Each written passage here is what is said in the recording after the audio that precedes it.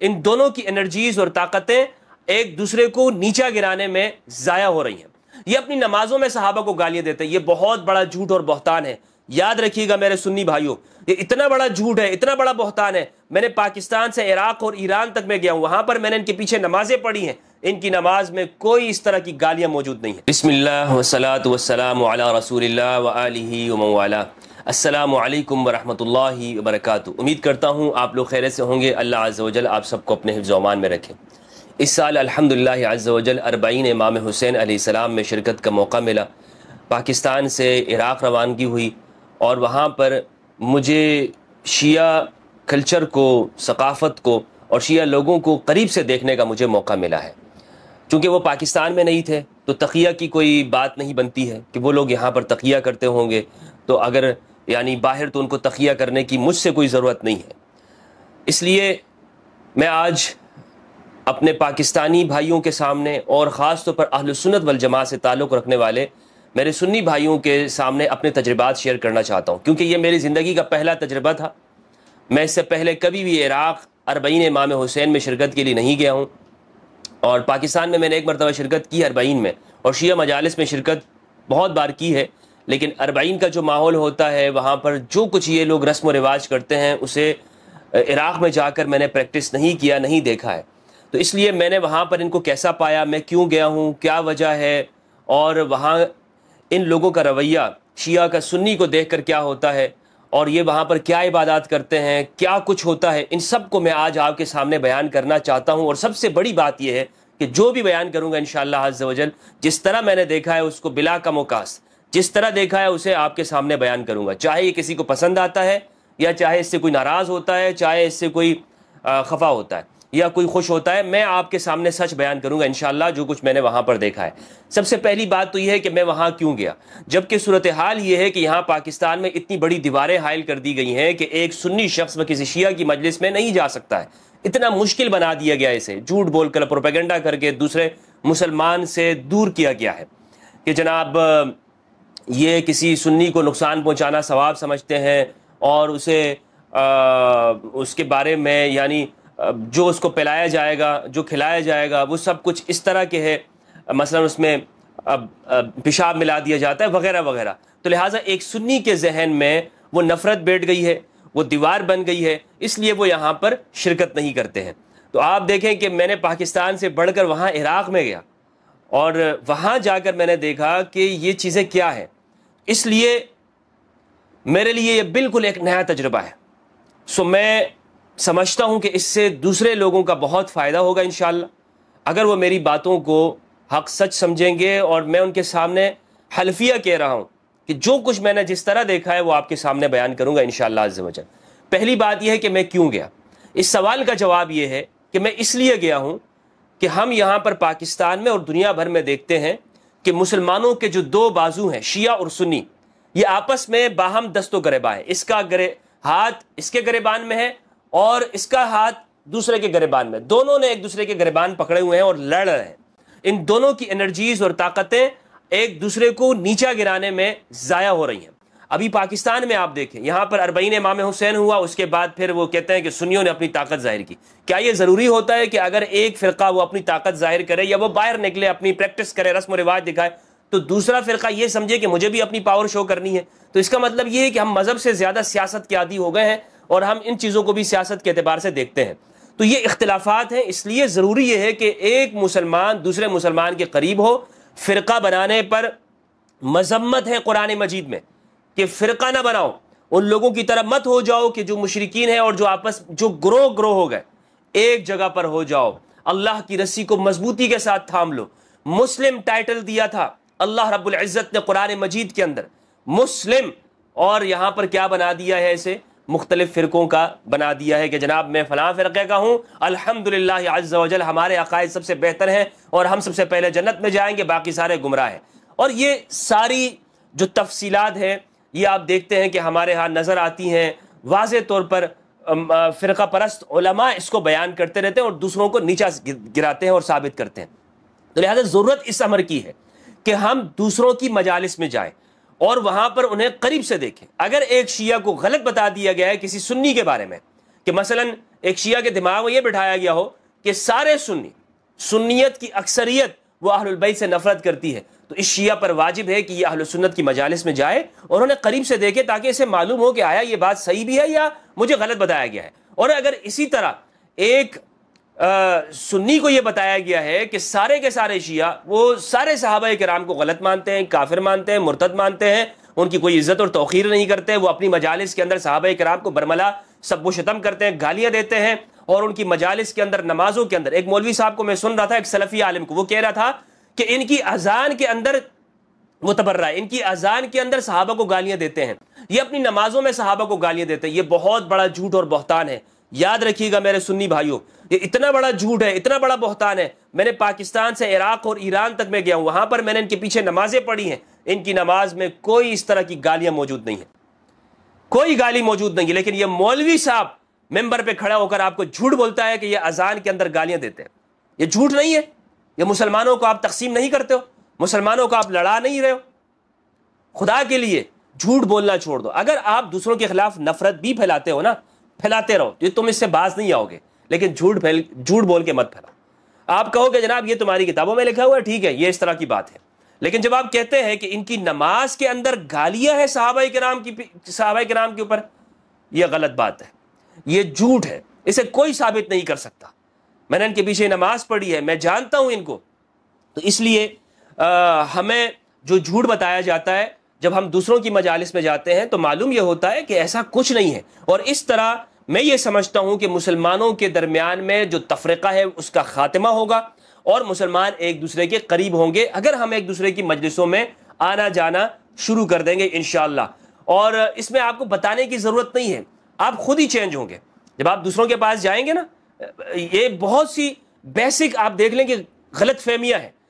ہم یہ سمجھتے تھے جب ہم اسکول پڑھتے تھے، یا ہمارے ہاں بچے سے بھی آپ پوچھ لیں کہ وہ پاکستان میں کسی بھی ہندو کو اگر دیکھ لیں یا کسی بھی خاتون کے ماتھے پہ سندور لگاؤ کسی ہندو کو دیکھ لیں تو ہمارے ہاں یہ سمجھا جاتا ہے، خود ہم یہ بات سمجھتے تھے کہ یہ انڈینز ہیں۔ یہ کیا ہے؟ انڈینز ہے۔ حالانکہ ایسا نہیں ہے، کہ یعنی ہم یہ سمجھتے ہیں کہ جو بھی ہندو ہوگا وہ انڈینز ہوگا، اور وہاں انڈیا میں بھی یہی سمجھا جاتا ہے کہ جو بھی مسلمان ہوگا تو وہ پاکستانی ہوگا۔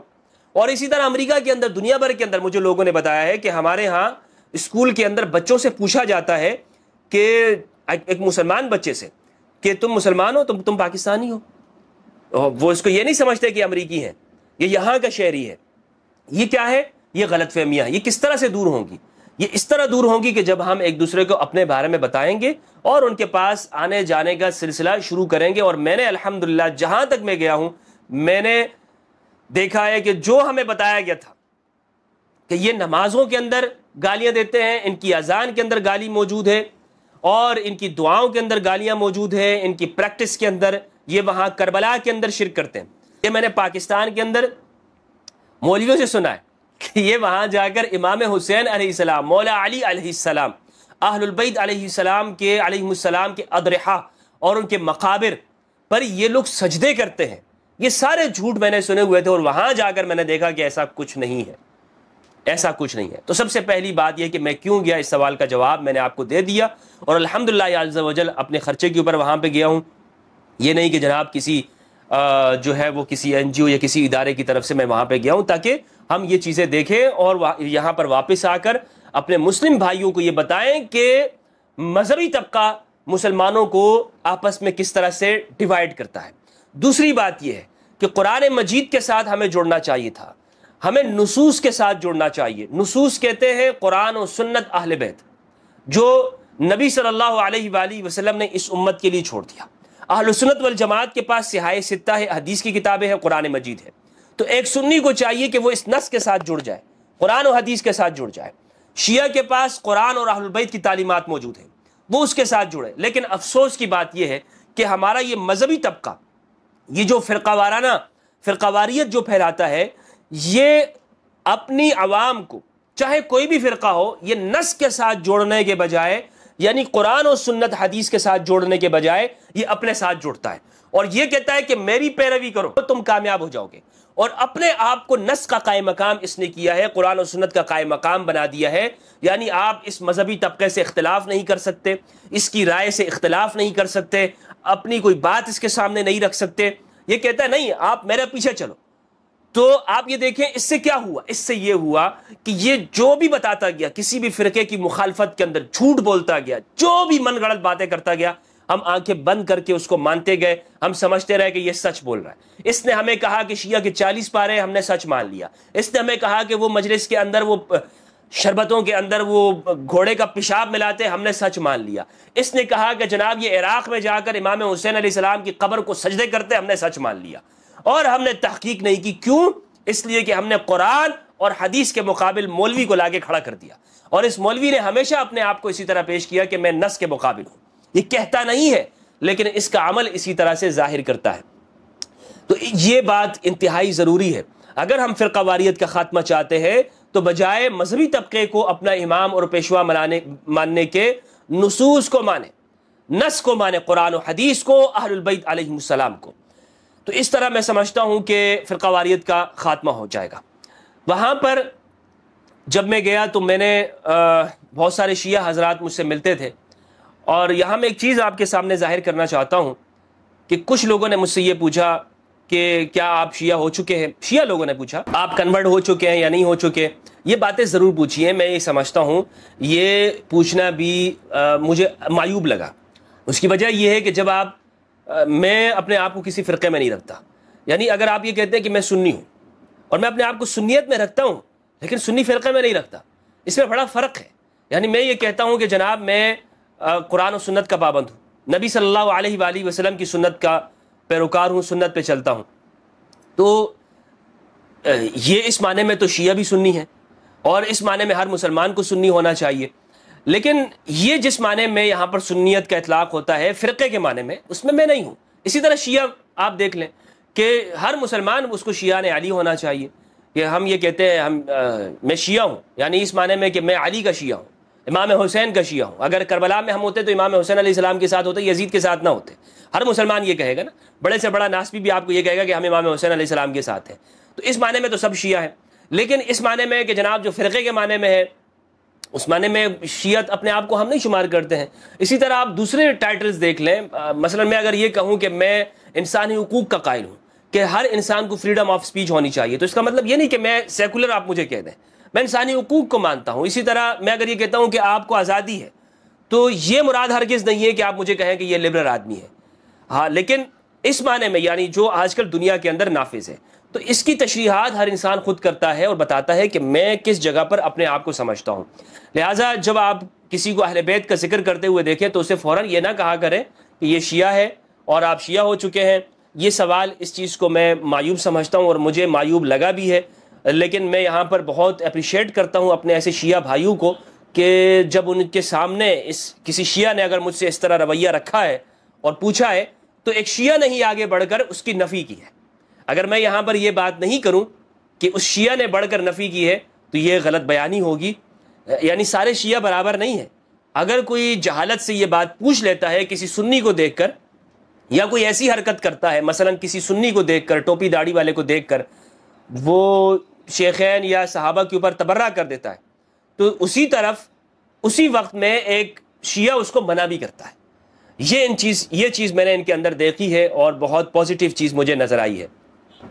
40 امام حسین دراصل کیا ہے؟ 40 میں سفر کیا جاتا ہے نجف سے لے کر کربلا تک. بعض لوگ اپنے گھر سے پیدل نکلتے ہیں, اور خواہ ان کا گھر کسی بھی جگہ موجود ہو, بصرہ کے ہیں وہ, یا بغداد کے ہیں, یا ایران سے بھی کچھ لوگ پیدل نکلتے ہیں, اور یہ سفر کرنا ہوتا ہے کربلا تک. اور جو ضعیف لوگ ہیں وہ گاڑی کے ذریعے بھی چلے جاتے ہیں, بعض لوگ بائی ایئر جاتے ہیں. تو اس سفر کا مقصد کیا ہے؟ سفر کا مقصد ہے کربلا کی یاد کو تازہ کرنا, اور وہ بتانا کہ جو اہل البیت علیہم السلام کے اوپر وہ مظلومیت گزری ہے, جو ان کو ستایا گیا ہے, اور وہ پیدل لے جائے گئے ہیں. خصوصاً اہل البیت کا وہ قافلہ امام حسین علیہ السلام کو جب شہید کر دیا گیا, اور بعد میں جو اہل البیت بچ گئے تھے, جو قافلہ لٹ گیا تھا, اسے پیدل لے جایا گیا اور انہیں پھرایا گیا. تو اس کی یاد کے اندر یہ سب کچھ کیا جاتا ہے. اور ہم دیکھتے ہیں اسلام کی بہت ساری چیزیں وہ بطور پریکٹس ہیں, جیسے صفا مروہ کے اوپر سعی کرنا اور طواف کرنا, یا اس طرح کے رمی جمرات ہے, یہ پریکٹس ہے. یعنی حضرت ابراہیم کی یاد میں کیا جاتا ہے جو انہوں نے کیا, یہ حضرت ہاجرہ کی یاد میں کیا جاتا ہے. تو اسی طرح یہ اس پریکٹس کا بہت بڑا حصہ ہے یعنی ان واقعات کو یاد دلانے میں، اور آپ کا روحانی طور پر ایک تعلق قائم ہوتا ہے، آپ معنوی طور پر وہاں پہنچ جاتے ہیں، اور قرآن مجید کے اندر موجود ہے، اور بلکہ اس کا حکم دیا گیا وَذَكِّرْهُمْ بِأَيَّامِ اللَّهِ، اللہ کے دنوں کو یاد دلائیے کہ اللہ کے دن کون سے ہیں۔ اہل سنت والجماعت کے مفسرین نے لکھا ہے کہ جس قوم کو اگر سابقہ قوم میں کسی دن میں انعام ہوا یا عذاب آیا تو یہ ایام اللہ ہیں، یعنی ان دنوں کو یاد کرنا چاہیے تاکہ ہم ان منعمین، ان انعام یافتہ کے ساتھ ان جیسے بن سکیں، ان کے پیچھے چل سکیں، اور جن پر عذاب ہوا ان سے ان کے پیچھے نہ چلیں اور ان کی جو روش تھی اس سے ہٹ کر چلیں۔ تو یہ ایام اللہ ہوتے ہیں، اور اسی طرح آپ دیکھ لیں کہ یہ 40 کے اندر جو کچھ ہوتا ہے یہ پریکٹس ہوتا ہے تاکہ ہم یہاں پر اس واقعے کو یاد کر کے اپنی زندگی کو اہل البیت علیہ السلام کے قریب اور اس طرح گزار سکیں۔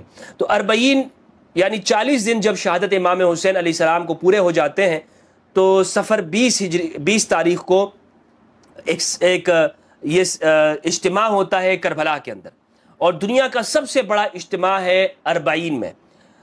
میں نے جو یہ سفر کیا تو نجف، امام علی علیہ السلام کی زیارت کرنے کے بعد، امام علی علیہ السلام نجف کے اندر ہیں، ان کا مرقد مبارک، اور یہاں سے ہم نے آغاز کیا کربلا تک، اور یہ 85 کلومیٹر بنتا ہے، اور یہاں پر 1400 پول رکھے گئے ہیں، یعنی 1 کلومیٹر میں 20 پول آتے ہیں۔ تو اس طرح سے یہ تاکہ آپ ہر پول کے پاس موقف بنے ہوتے ہیں، وہاں لوگ ٹھہرتے ہیں، لازمی بات ہے آپ راستے میں جا رہے ہیں اور 50 تک ٹمپریچر ہے، 45 تک عراق کی شدید گرمی ہے، آپ کو پیاس لگے گی، کھانا آپ کو کھانا ہے، آپ نے سستانے کے لیے آپ نے لیٹنا ہے، آپ کو آرام کرنا ہے، نہانا ہے، وضو کرنا ہے، تو یہ سارے انتظامات راستوں میں کیے جاتے ہیں، ان کو موقف کہتے ہیں، اور مختلف ممالک کے مواقف وہاں پر موجود ہوتے ہیں، پاکستانیوں کا، ہندوستانیوں کا، اور اسی طرح دنیا کے مختلف ممالک کے، بیرون ممالک کے وہ موقف ہوتے ہیں جہاں پر آپ کو پانی دیا جاتا ہے، آپ کو چائے دی جاتی ہے، قہوہ دیا جاتا ہے، آپ کو لیٹنے کے لیے بستر فراہم کیا جاتا ہے، صبح کا ناشتہ، دن کو کھانا، یہ تو مسلسل چلا جاتا ہے۔ یعنی اگر آپ نجف سے کربلا جاتے ہیں یا پورے عراق میں ان دنوں میں آپ گھومتے ہیں اور آپ کے جیب میں 1 روپیہ نہیں ہے، آپ کو کوئی ضرورت نہیں ہے اگر پیسوں کی، آپ کھانے پینے کی آپ کو فری ملے گا سب کچھ، آپ کے جیب میں کچھ بھی نہیں ہے، پھر بھی آپ یہاں سے کربلا پہنچ جائیں گے اور آپ بھوکے نہیں رہیں گے انشاءاللہ عز و جل۔ آپ کو کھانا پینا وافر مقدار میں ملے گا، اور اتنا ملے گا کہ جتنا آپ کو اپنے ملک میں نہیں ملتا ہے، آپ کو اپنے وطن میں نہیں ملتا ہے۔ تو اس طرح الحمدللہ عز و جل نجف سے ہم کربلا کی طرف روانہ ہوئے، جگہ جگہ پر لوگ ہم سے ملے، استقبال کیا، ویلکم کیا، اور وہاں کے میں نے عراقیوں کو دیکھا کہ وہ کس طرح سخاوت کے ساتھ لوگوں کے ساتھ پیش آتے ہیں، یہ قابل دید ہے۔ رستوں میں لوگ آپ کو روکتے ہیں اور ہاتھ جوڑ جوڑ کر آپ سے کہتے ہیں کہ آپ ہمارے کھانا کھائیے، آپ ہمیں یہ شرف بخشیے کہ آپ ہمارے مہمان بنیں۔ یہ عراقیوں کی فطرت میں شامل ہے، لیکن اس سے آپ یوں نہ سمجھ جائیے گا کہ ہر عراقی اس طرح ہوتا ہے، یا کربلا کے اندر بھی آپ یہ سمجھیں گے کہ جو دکاندار ہے عراق کے اندر وہ آپ کو فری میں چیزیں بھی دینے لگ جائے گا۔ یہ اس طرح نہیں ہے، بزنس مین ہوتا ہے، اور جو خدمت کرنے والے عامت الناس طبقہ ہے وہ خدمت کرتے ہیں۔ یہ ہر ملک کی یہی حالت ہے۔ اگر میں یہ کہوں کہ پاکستان کے لوگ بہت زیادہ سخی ہیں تو اس سے مراد یہ نہیں ہوگا کہ یہاں پر آپ یہ سمجھیں کہ فری میں چیزیں بٹ رہی ہیں، ٹھیک ہے۔ جو سخاوت ہوتی ہے ایک ایونٹ میں ظاہر ہوتی ہے اور لوگ اس کو آپ کے سامنے لے کر آتے ہیں، لیکن جہاں تک بات ہے بزنس کا تو وہ بزنس پوائنٹ آف ویو سے ان چیزوں کو دیکھنا چاہیے۔ اور لوگ بہت غلط سمجھتے ہیں کہ جناب اگر ہمیں نجف سے کربلا تک اگر فری کھانا مل رہا ہے تو وہاں پر مجھے ایک دکاندار بھی وہ ریسٹورانٹ کے اندر بھی میں جاؤں تو مجھ سے پیسے نہ لے، ایسے نہیں ہو سکتا ہے۔ تو الحمدللہ اس موقع پر عراقیوں کی سخاوت دیکھنے کو قابل ہوتی ہے، اور اگر آپ ابھی تک نہیں گئے ہیں تو میرا آپ سے مشورہ ہے کہ آپ یہاں پر ضرور جائیے اور اس کا تجربہ اپنی زندگی میں کیجیے، اور آپ کو معلوم ہوگا کہ وہاں کے لوگ کس طرح سے ہیں، اور شیعہ وہاں پر آپ کو ایک الگ ہی رنگ اور روپ ان کا دکھائی دے گا۔ اسی طرح میں نے وہاں پہ دیکھا کہ جو ان کا سسٹم ہے تربیتی نظام، کہ ہر شخص ایک لائن میں چل رہا ہے، اور کوشش یہ ہو رہی ہے کہ لوگوں پر ایثار کیا جائے۔ بچے ہیں وہ پانی پلا رہے ہیں، اگر کسی پاس دینے کے لیے کچھ نہیں ہے تو وہ کھڑا ہو کر یا حسین یا علی کہہ رہا ہے. اور تربیت کا ایک نظام ہے. یہ شیعیت کی بہت بڑی طاقت ہے اور پازیٹیو چیز میں نے دیکھی ہے. مرجعیت کی طاقت ہے یہ کہ یہ ایک مرجع کے اوپر جمع ہے. مراجع ان کے اندر مختلف ہے لیکن اس جگہ پر آ کر سارے شیعہ ایک ہو جاتے ہیں اور اس ایونٹ میں آپ کو نظر آتا ہے کہ ان کی تربیت ہو رہی ہے. اور یہ جو ان کا مرجع کا نظام ہے اس کی بہت بڑی طاقت ہے. اس نے شیعیت کو آج تک متحد رکھا ہے. اور جو شخص بھی میں سمجھتا ہوں کہ اس مرجعیت کے نظام کے خلاف ہوگا وہ کم از کم وہ شیعیت کو نقصان پہنچانا چاہتا ہے, تشیع کو نقصان پہنچانا چاہتا ہے, کیونکہ ان کو یہی چیز متحد رکھی ہوئی ہے ابھی تک. جہاں تک میں نے وہ 40 کے اندر دیکھا ہے کہ ان کا ایک سیٹ اپ ہے اور یہ اس کے پیچھے چلتے ہیں اور ایک تربیت اس طرح سے گویا کہ ان کی ہو رہی ہے اور دنیا بھر میں ان کا اجتماع ہوتا ہے. وہاں پر یہ لوگ ایک دوسرے کے ساتھ ملتے ہیں اور آنے والے وقت کے اندر ایک روحانی طور پر ان کا ایک پورا سیٹ اپ بنا ہوا ہے جو کہ سنیت کے اندر موجود نہیں ہے. اور اسی لیے یہ سنیت کے اندر ہمارے ہاں بھانت بھانت کے مولوی اور مفتی یہ جگہ جگہ پر جو موجود ہیں اور مختلف سیکٹرین طاقتیں اور نان اسٹیٹ جو قوتیں ہیں ان کو استعمال کیا جاتا ہے, وہ موجود ہے نا. ہمارے یہاں مفتی یعنی آپ یہ دیکھیں کہ دیوبندی بریلویوں کے اندر وہ یعنی پیدا ہوتے ہیں, اتنے تعداد کے اندر پیدا ہوتے ہیں کہ ان کا کوئی شمار نہیں ہے اور ہر شخص اس کی اپنی ایک رائے ہے اور کسی مرجع کے نیچے جمع نہیں ہے. اور اس طرح پھر بیرونی طاقتیں بھی ان کو استعمال کرتی ہیں اور دوسری جگہ سے پھر بھی یہ لوگ استعمال ہوتے ہیں اور تکفیر کی جاتی ہے اور اس کو کوئی نہیں روک سکتا. اور یعنی یہ سنیت کی جو یہ بکھرے ہوئے ہیں اور کسی ایک جگہ پر متحد نہیں ہے, اس کی وجہ یہ ہے کہ سنیت کے اندر مرجع کا سسٹم نہیں ہے. لہذا تشیع کو جس چیز نے متحد رکھا ہوا ہے آج تک اور ان کو ان کی طاقت بنا ہوا ہے وہ ان کا مرجع کا نظام ہے کہ جو ایسی ایک چیز ہے کہ جسے چیلنج نہیں کیا جا سکتا اور ان کی جو بات ہوتی ہے وہ سب کے اوپر لاگو ہو جاتی ہے. یہ آپ کو 40 کے اندر واضح طور پر دکھائی دے گا, ایک تربیت کا نظام اور ایک مرجعیت کی طاقت اور اس کے پیچھے ان کا بالکل فدائیانہ انداز کے اندر چلتے جانا. یہ آپ کو سب کچھ وہاں پر دکھائی دے گا 40 امام حسین کے اندر. میں نے یہ سنا تھا کہ یہ لوگ وہاں پر شرک کرتے ہیں, سجدہ کرتے ہیں مولا علی کے مزار پہ جا کر, قبر کو سجدہ کرتے ہیں, وہاں باقاعدہ نماز پڑھتے ہیں. ایسا نہیں ہے. ہاں یہ بات ضرور ہے کہ جب نماز کا وقت ہوتا ہے تو نماز پڑھی جاتی ہے اور ویسے بھی وہاں پر داخل ہو کر ارد گرد میں مزار کے احاطے کے اندر نماز پڑھی جاتی ہے, لیکن اس کا رخ ایسا نہیں ہوتا کہ وہ امام علی علیہ السلام کو سجدہ کریں. میں نے خود وہاں پہ نمازیں پڑھی ہیں, ارد گرد میں نمازیں ضرور پڑھی جاتی ہیں. اور جس طرح کہ ہمارے ہاں کوئی شخص روضہ رسول صلی اللہ علیہ وآلہ وسلم ہے تو مسجد نبوی بالکل ساتھ پہ ہے, اور اگر کوئی شخص باہر نماز پڑھ رہا ہے تو اس کا مطلب یہ نہیں ہوگا کہ وہ شخص روضہ رسول کو یا نبی صلی اللہ علیہ وآلہ وسلم کی قبر انور کو یا صحابہ کرام کی قبروں کو سجدہ کرے گا. ایسا یہ ہرگز نہیں ہے. توحید ان کے اندر موجود ہے. تو یہ بہتان ہے, الزام تراشی ہوگی کہ ہم یہ کہیں کہ یہ وہاں پر جا کر ان قبروں کو نماز پڑھتے ہیں, ان قبروں کے لیے سجدہ کرتے ہیں. یہ بالکل بہتان ہے. جس نے بھی بولا ہے جھوٹ بولا ہے اور اللہ سبحانہ و تعالیٰ کے بندوں کے اوپر, مخلص بندوں کے اوپر اس نے بہتان ترازیہ کی ہے. تو میں نے پورے عراق کے اندر کسی کو بھی یہ بدعت کرتے ہوئے نہیں دیکھا کہ وہ مزاروں کو سجدہ کرو. ہاں ایک دو جگہ کے اوپر جو علامہ طباطبائی ہیں تفسیر المیزان والے, جن کی قبر ہے جو وادی سلام کے اندر ان کی قبر موجود ہے, وہاں پر میں نے 2 افراد کو دیکھا کہ جنہوں نے باقاعدہ اس قبر کے اوپر ایسے سر جھکایا ہوا تھا, اور ایک کو میں نے وہاں پر دیکھا کہ وہ اس طرح کی بدعت کر رہا تھا. لیکن اس کے علاوہ پورے عراق کے اندر ایسی کوئی چیز مجھے دکھائی نہیں دی. تو یہ بات ہے, میں آپ کو سچ آپ کو بتا رہا ہوں. اگر میں اس چیز کو چھپا لوں تو یہ میں سچ بولنے والا شخص نہیں ہوں گا. ہاں یہ بات بھی ہے کہ میں نے ان کو دیکھا کہ جالیوں کو مس کرتے ہیں, بوسہ لیتے ہیں, لیکن یہ تبرک کے طور پر ہے. یعنی اس کے ساتھ اپنی چیزوں کو مس کیا جاتا ہے, اپنے کپڑوں کو مس کیا جاتا ہے, یہ بطور تبرک ہے.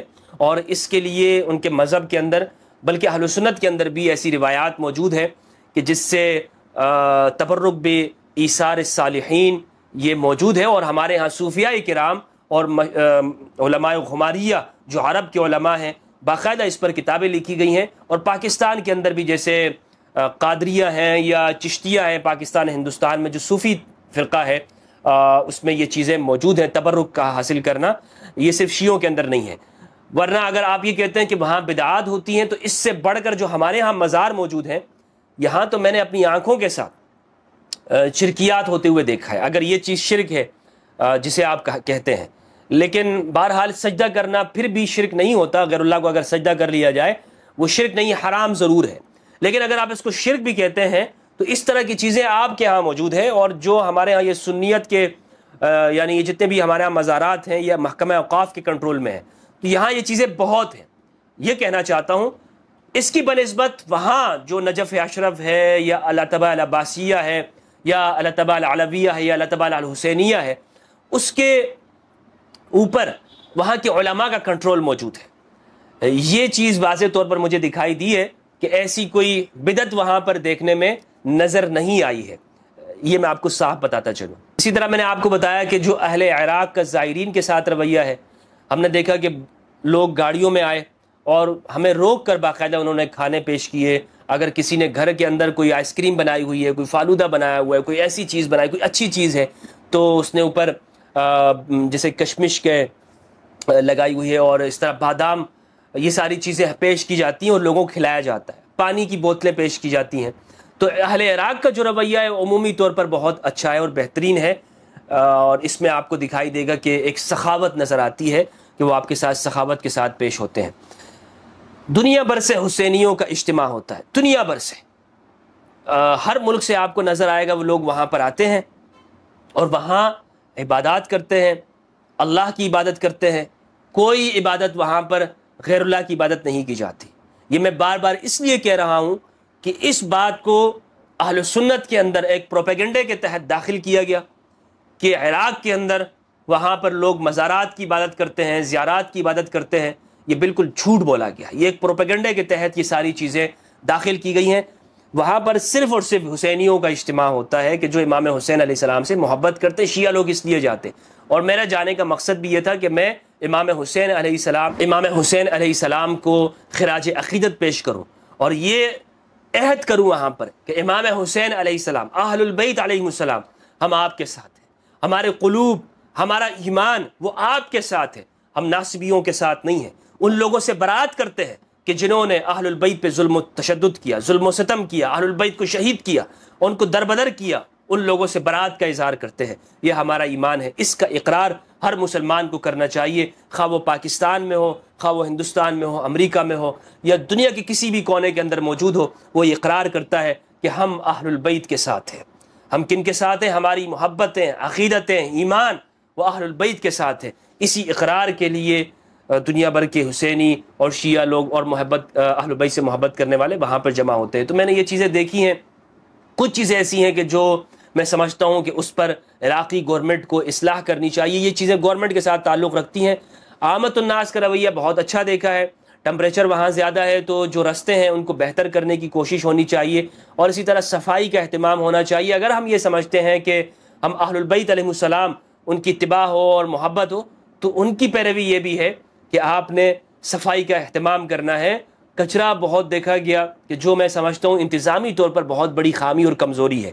میں نے پہلے بھی نشاندہی کی تھی کہ وہاں عراق کے اندر جو نہر فرات ہے اس کا صحیح اہتمام ہونا چاہیے۔ اب کی بار جب میں گیا تو الحمدللہ میں نے دیکھا کہ اس کو ایک بارڈر کیا گیا ہے اور اس کے ارد گرد انتظام کیا گیا، اور پانی وہاں پر آرٹیفیشل طریقے پر اس کو چھوڑا گیا ہے، لیکن پھر بھی اس کو مزید اس کو صاف کیا جا سکتا ہے، فلٹر کیا جا سکتا ہے، تاکہ وہاں سے لوگ تبرک بھی لے سکیں، اور جو وہاں سے اگر پانی پینا بھی چاہے تو پی بھی سکے۔ تو اب وہ اس قابل نہیں ہے کہ اس کو پیا جا سکے، لیکن بہرحال اور بھی بہت ساری چیزیں ہیں، اس کی اصلاح کی جا سکتی ہے۔ لیکن پھر میں کہوں کہ اتنا بڑا اجتماع ہوتا ہے کہ اگر وہ میں سمجھتا ہوں اگر پاکستان میں بھی ہو تو اس کی حالت بہت بری ہو جائے گی، لیکن وہاں پر ہوتا ہے، اور اللہ کا لاکھ لاکھ شکر ہے کہ بہت امن و اطمینان کے ساتھ ہو گیا۔ سیکورٹی کی صورتحال وہاں پہ بہت بہتر بنائی جاتی ہے، ہر جگہ پر جا کر چیکنگ ہوتی ہے، چاہے کوئی بھی ہو، وہاں پر ایک خاص طریقے سے گزرنے کے بعد، سیکورٹی کے مرحلے کے بعد آپ پریکٹس کر سکتے ہیں، آپ چیزوں کے اندر شریک ہو سکتے ہیں۔ اللہ سبحانہ و تعالیٰ سے دعا ہے کہ پروردگار ہمیں قرآن مجید میں تدبر کرنے اور اہل بیت علیہ السلام کی اتباع کرنے کی توفیق عطا فرمائے۔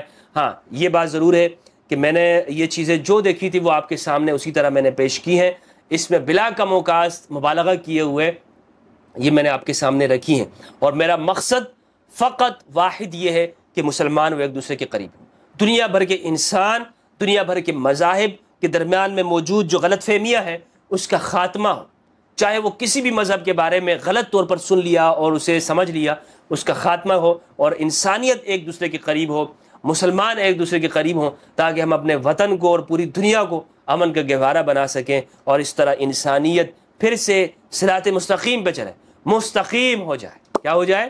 مستقیم ہو جائے۔ والسلام علیکم ورحمۃ اللہ وبرکاتہ۔